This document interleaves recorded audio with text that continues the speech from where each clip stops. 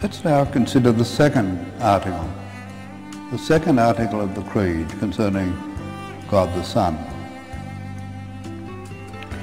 Notice I've already begun to speak of the Son. In other words, you can't understand any one of the articles except with the others. The interpenetrators, as it were. God the Father is only known through the revelation brought by the Son. So now we come to this tremendous climax in the whole drama of God dealing with his people. The long waiting, the long period of expectation. The people had boundless expectations, tremendous expectations of what God promised to them. And then finally these expectations are realized, but in a way that no one could have anticipated, in the life, death and resurrection of Jesus.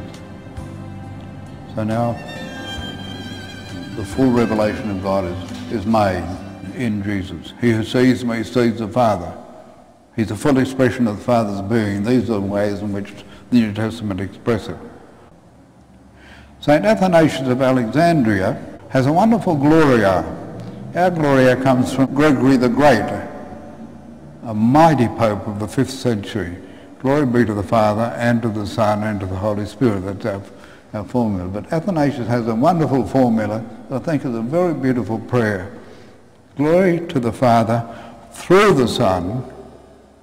In other words, all that we know of the Father that leads us to give glory to the Father is through the Son's revealing, through the Son's blessing, through the Son's redeeming, in the Holy Spirit.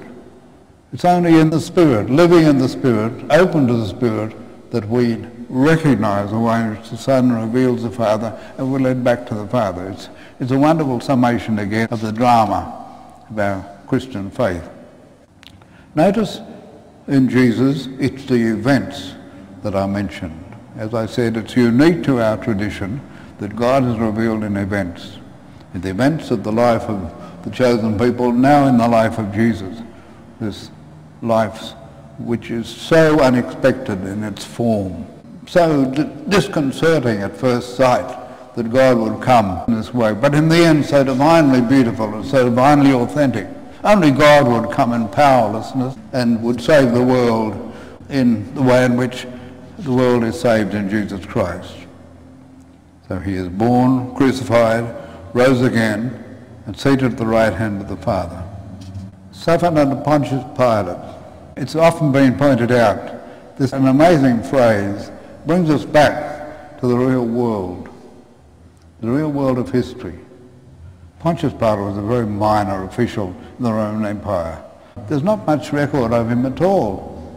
There was no archaeological evidence of him until quite recently Italian archaeologists found this stone. He built a shrine to the Emperor Tiberius, and you see on the second line there, Pontius Pilatus, his name. So for the very first trace we have Pontius Pilate.